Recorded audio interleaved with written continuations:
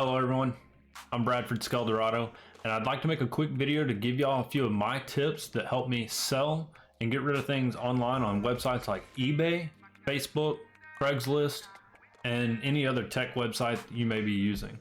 I'm going to try to help you to get rid of some of these items that will reduce the effort that you have to put in to communicate with somebody else that may be looking at your ad. First things first, take clear pictures to include things on like the front of the computer, to include the front IO, the side picture with and without any type of side panel, also the rear of the computer to include the rear IO and the back of the graphics card. I always say the back of the graphics card because it will let some users that may not know exactly what they're buying, how many additional outputs they may have. So it could be just an additional selling point that they may look at. Another thing with your clear pictures, try to take any type of pictures of part numbers to include motherboard, GPU, anything along those lines, so someone has the information if they need to look it up. Step number 2 is going to be give a full description.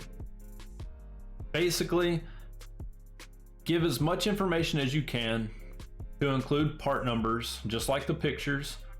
Part numbers on motherboards, CPUs, and GPUs are very important. Also, if you have additional information like the size of your power supply, the size and speed of your RAM, and also if you're keeping your storage device, any hard drives or SSDs, go ahead and add the size of that in there as well. I understand that some people may not always include storage devices with their computers due to security reasons. Never know what somebody may be able to uncover. So just make sure it's clear as to whether or not it's going to need storage or if it's going to need a Windows download onto it. My third tip is going to be do your own research. Look around the local area and see what other computers that are kind of in the range of what yours is going for. I understand a lot of people want to get out of their computer what they've put into it, but that's not always going to be realistic. After all, it is a used electronic. So let's look into kind of what the going rate for some of your parts is. If you are trying to get rid of this item, basically the money in your pocket's going to be better than the item sitting on the shelf. Another thing is nobody's going to pay $1,200 for a Ryzen 3 with an RX 580. I do understand that some websites have RX 580s still for sale for $400 and $500, but that's not really realistic whenever it's possibly somebody that is just looking for a cheap gaming computer or a budget build. Be very clear about your price. If you're firm on your price, feel free to say that. If you're willing to haggle, always put OBO or best offer and let them know that you're willing to negotiate.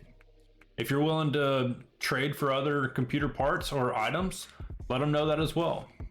I will say that you'll probably get offers for things like consoles, other PCs.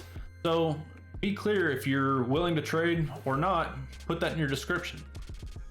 Also be sure to think of any type of other additional factors like shipping if you're paying for the shipping, or additional add-ons like peripherals if you're trying to make a deal. Make sure that you're at least getting what you feel comfortable with, and always set your limit to where you're not willing to go below. Overall, selling on sites like this is not very difficult, and I promise it'll save you a lot of time and effort if you just take clear pictures, give a full description, and also just do a little bit of research. I hope you found some of this information helpful, and if you have additional tips that you'd like to leave, please drop them below.